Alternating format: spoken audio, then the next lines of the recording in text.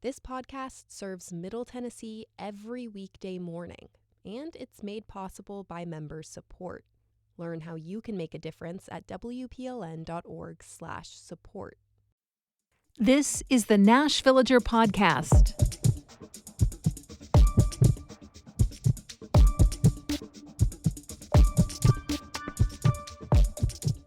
It's October 29th, 2025.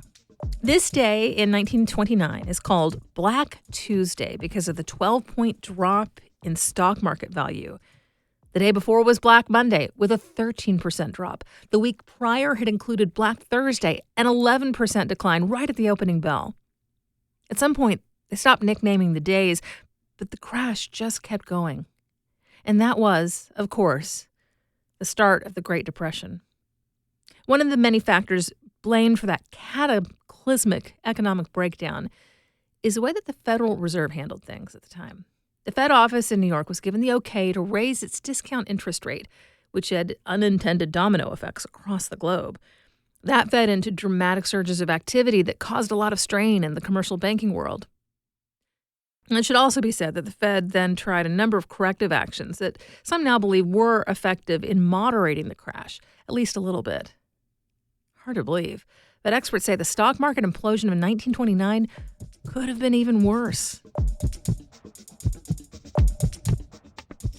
I'm Nina Cardona, and this is your daily digest of what's happening around Middle Tennessee with historical context from Nashville Public Radio, WPLN News.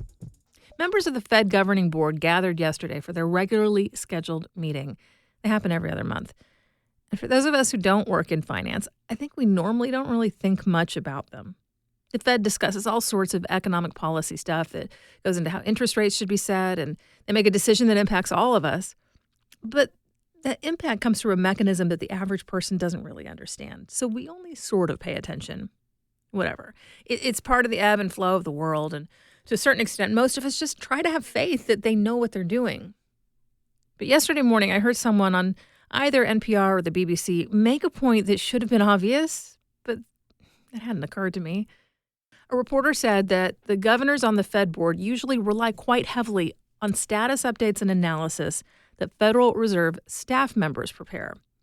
But this time there's a government shutdown. And that means the staff that would usually provide those materials are furloughed. So this time, the Fed is driving with a blindfold on.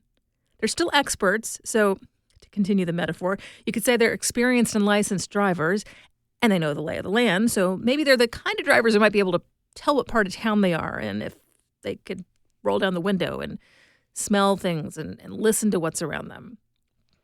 But they still can't see the road. What they decide sets the tone for the overall economy over the next 2 months. And in one way or another, all of our wallets will feel the effects of their decisions.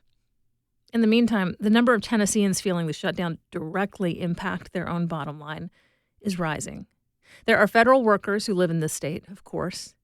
Next week, 10% of Head Start programs will have to temporarily stop operations. Head Start provides early childhood education and child care to needy families, so that means already vulnerable households will be left in the lurch. On top of that, the food stamp program that many of those families use to buy groceries, called SNAP, is about to stop. 700,000 people in this state will have a suspension of benefits from that alone. In the meantime, we don't know what Tennessee's unemployment rate is. The state can't calculate it because they're missing data that usually comes from the federal government. Again, it's material compiled and distributed by workers who aren't able to do their jobs during the shutdown. In the meantime, the state and local governments out in East Tennessee have been pooling money to try to keep the Great Smoky Mountains National Park operational during what is usually one of the busiest seasons for the nation's most visited national park. The local economies there depend on those visitors, the way some downtown Nashville businesses depend on CMA Music Fest. So they really can't afford a shutdown there. But I think the story out of all of this that really gets me in the gut like no other is the sudden shutdown of the Tennessee Rehabilitation Center in Smyrna. Growing up, we had a family friend who worked there. She took a lot of pride in helping people with profound learning disabilities develop the skills they needed to be able to obtain and maintain a job. Now, the TRC helps people with a range of disabilities, but that group was her focus. And generally speaking, the folks who need the TRC are in a position either because of an injury or a condition they had since birth. That means they'll be stuck at home, dependent on other people for income and their care, unless they get the specialized training and counseling that a place like the TRC offers. So they travel from all over the state to be able to make a major stride forward in their lives. They come in hopes of finding the key to their independence or sense of self-worth. It's a residential program with dorms, so the TRC becomes their whole focus for a while. And that also means it's a place where people who can often feel so different or alone can spend time with others who get it. It's valuable on multiple levels. But it is funded in large part by federal dollars. And October 10th, that money ran out. The TRC kept open until the last possible moment, evidently hoping the White House and Congress would make some kind of deal to get things up and running again. But no dice. Suddenly, with basically no notice, families were told to drop everything and come get their loved ones. The state is offering online classes for now, but it's just not the same. In just a few minutes, this week's edition of What Wear Wednesday. That's coming up after the newscast.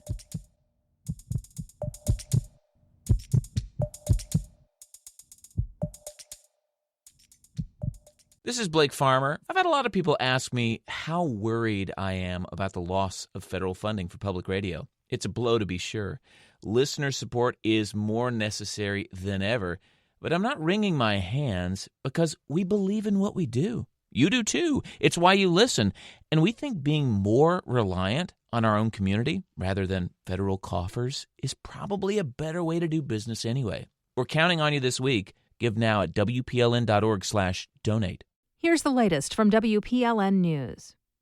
Already this year, Vanderbilt University has spent a record $700,000 on lobbying the federal government. Many universities have been experiencing financial pressure by the Trump administration. Billions of dollars in grants have been frozen or cut as the president seeks to reshape higher education curriculum and eliminate programs supporting DEI, diversity, equity, and inclusion.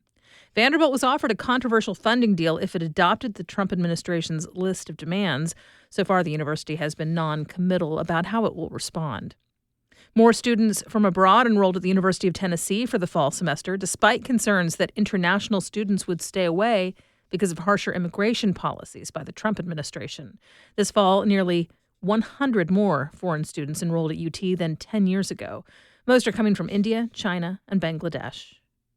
It's getting harder to find Tennessee liquor exports on Canadian shelves and menus because of the trade tensions between the two countries. It's enough of an issue that the Distilled Spirits Council of the U.S. is calling it very troubling. 3 years ago, Tennessee distilleries contributed more than $3 billion statewide. A new report by the council shows an 85% drop of American liquor exports to Canada. Several provinces have banned U.S. spirits from their shelves. While larger, more well-known distilleries such as Jack Daniel's can look at other markets, newer distilleries depend on international sales. Former state troopers say there's a long-standing pattern of making as many DUI arrests as possible, even if the drivers are sober. This comes from an investigative story by WSMV, who spoke to two former state troopers, Ashley Smith and Adam Potts. They say they're pressured to meet a quota designed to charge drivers with DUI, even if they may be sober. The report also reveals a secretive recorded meeting where Captain Patrick Turner says each trooper working the night shift must make 100 DUI arrests a year. WSMV received a statement that says Tennessee's Highway Patrol does not have or use quotas for traffic stops, citations, or arrests. It goes on to read that troopers are expected to use their judgment based on observed violations and public safety concerns.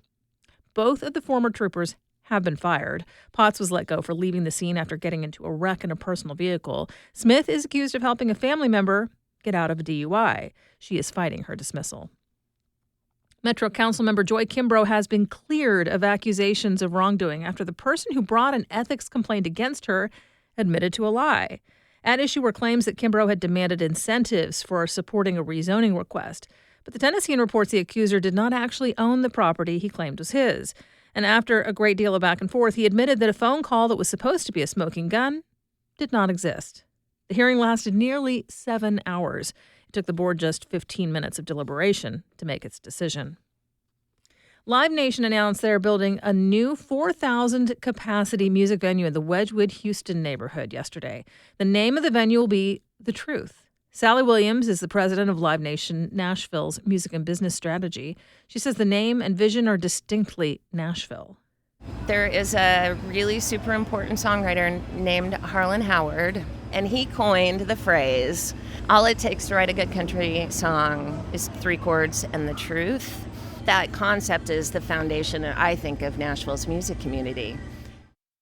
To reflect that community, Live Nation has partnered with local organizations, Nashville Songwriters Association International, the W.O. Smith Music School, and United Record Pressing to create what they call a building that could only exist in Nashville. The opening acts will be announced next year, and The Truth is slated to have its first show in fall of 2026. Murfreesboro officials say they have evidence that the Middle Point landfill is discharging harmful chemicals into the Stones River. What's more, a public portal for residents to report odor problems has logged its 4,000th complaint. A statement from the city says notice of clean water and clean air violations were sent to the facility's operators last month. Those allegations are in line with previous problems that resulted in a lawsuit against the company. The city statement seems to indicate the new complaints will be added to the existing case. Middle Point is nearing capacity. The company, city, and Rutherford County have been at odds for years over whether the landfill should expand or close once it's full. After Jamie Villegas worked her way from a year and a half of homelessness to housing, she committed to helping others. She's been serving on nonprofit boards as well as Nashville's Continuum of Care Homelessness Planning Council. This year, though, she says an assault in her subsidized apartment sent her in a tailspin that landed her without a home once again. Villegas says even though she's well-connected and knowledgeable about local resources, she's finding it hard to get what she needs. In part, she says, because of stigma. I serve on the council. I'm looked up to by a lot of people in the homeless community. How do you go back and say, oh, shoot, well, now I'm back on the street? You can hear a full interview with Villegas and others who have experienced homelessness in yesterday's episode of In My Place on This Is Nashville, which you can find wherever you listen to your podcasts. Murray County is installing its first tornado sirens. The Tennessee Lookout reports that 20 devices are currently being placed in outdoor areas where people gather, in parks and near schools. The call for sirens began after an EF3 tornado hit Columbia a year and a half ago, killing one person and destroying multiple homes. The devices may also be used to warn of other imminent life-threatening dangers, such as flash floods. Officials still say most residents should rely first on weather radios and apps on their phones because sirens are not very effective at warning people in the county's rural areas. You'll find more news anytime at WPLN.org. My career at WPLN started back in 1997 on the evening music shift. It was a part-time job, playing classical music on the radio during the hours after everyone else had gone home. My first chance to add some hours, earn more pay, and actually, see my coworkers a little bit each day came when I took on the job of maintaining our community events calendar. It was called Happenings, and it was really straightforward. People sent in announcements about stuff that was happening around town. I decided what made the cut and what didn't, according to guidelines that I inherited from my predecessor, Scott Smith. And every evening, I recorded a 3.5-minute segment of me just reading those blurbs. The recording would play on the radio in the mornings, and I'd also load it into a hotline that people could call and, just listen to it play on their phones. Eventually, it also became part of our website. In fact, there was a time when it was the only thing we regularly updated online before we started posting news stories. After about 6 years, I passed that torch on to Ed Lambert, and he kept Happenings going for a number of years more. But that traditional event calendar format eventually just stopped being what our community needed from us. So we stopped Happenings. But cycles come around again in a way. And it's been such a treat to see what a different approach and total refresh Marquise Munson has brought to the concept in What Wear Wednesday. He is one of the key people over at our music discovery station, WNXP. There from the start of that station 5 years ago. And he draws on the way WNXP is so deeply plugged into the local music scene to compile a curated list of upcoming shows each week. But more than that, I really appreciate the care Marquise and his editor, LaTonya Turner, put into deciding what events should get the main focus of each installment. And if you're a regular listener to this podcast, I'm sure you know what I mean. He's not just featuring what's hot and trendy. He often finds events with a meaning, deep community involvement. And he introduces us to the people around town who are fusing creativity and the arts with the idea of making people's lives a little better, a little bit richer. We are fully in the midst of a fundraising sprint right now. And when you give at WPLN.org, in addition to paying for the news that my side of the office compiles each day, you're also putting the mic in the hands of Marquise Munson. So you can turn it into a megaphone that lets the voices of some of Nashville's most fascinating residents be heard far and wide. Thank you for your donation.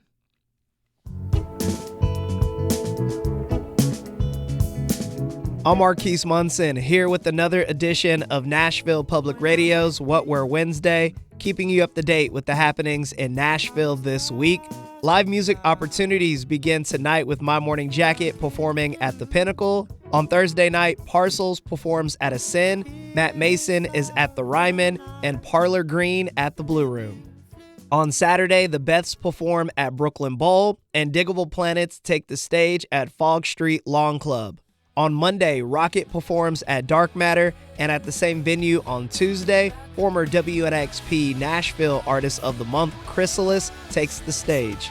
For more events, head over to WNXP.org/events.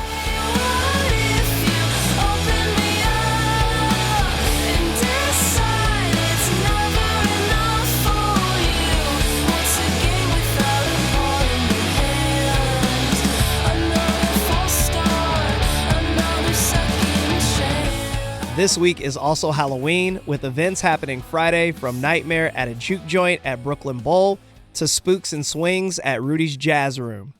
But this week for What We're Wednesday, we feature Muse of the Macabre happening at Faker's Theater. Music City Muse is a Nashville-based arts platform connecting music, film, and visual art to highlight the creative side of the city that exists outside of traditional genres. The event will be part film, part concert, part art installation, with the goal of celebrating Nashville's creative culture. My name is Lauren Sublett. I'm the creative director for Music City Muse. People more than ever are craving immersive experiences, that live experience. So I wanted to create an event that gets a bunch of cool creatives in a room, highlights some incredible musicians and visual artists, and creates something for the audience that is unique that they'll never experience again. And also give back to this theater is new in town. It's in South Nashville. It's right in that little neighborhood off of East Thompson Lane. The owner he's a creative. He does piano tunings for like the Opry and stuff. And he bought this theater as a passion project because he loves art and music. And, this part of town, this is where I live, very much needs more community spaces and some love. So that was kind of where it was born. I love film and music. I'm just a huge art nerd. So I picked 3 silent films. And I wanted to really pick 3 that were all completely different. The first one is Frankenstein from 1910. That was lost until it was rediscovered in the 80s. It's really incredible visually, very different than the Frankenstein you're used to. That's probably the lightest film we're showing. The next one is Fall of the House of Usher, which is loosely based on an Edgar Allan Poe story, but it's very, I call it kind of like gothic. Visually, it's just stunning. And then the last is my favorite. It's by my favorite director, so I really want to do him.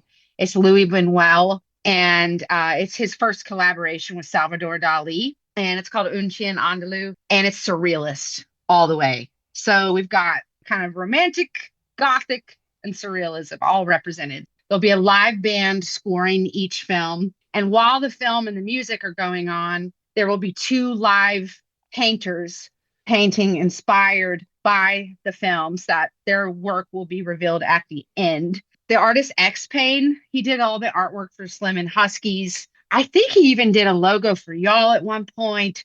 He's he's my favorite artist in town. He'll be doing live painting. And then another artist, Flamgoo, her style is completely different than his, will be on the other side. And before and after the films and throughout, we also have tarot, live poetry, and some really cool vendors with handmade jewelry and limited edition print. So it's just a fully immersive experience in this cool theater. We've got it all decked out, so it really feels like you're in a whole different world.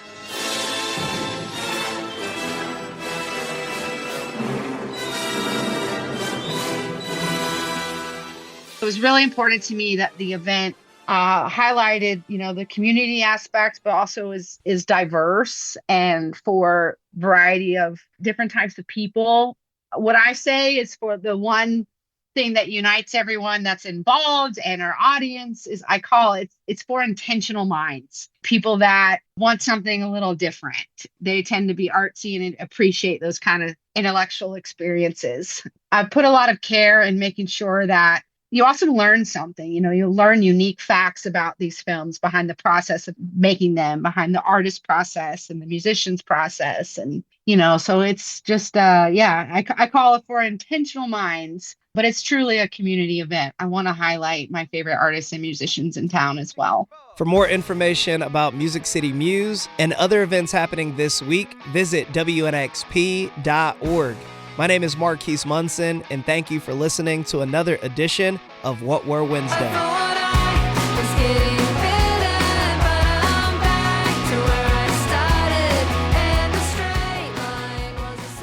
And that's it for today's episode of the Nash Villager podcast. Thanks so much to all of you who've already given during this fall fundraiser. Now that the Corporation for Public Broadcasting is gone, Nashville Public Radio is truly 100% a team effort between the station staff and our community. And of course, that means you. If you haven't made your donation, there's no time like the present.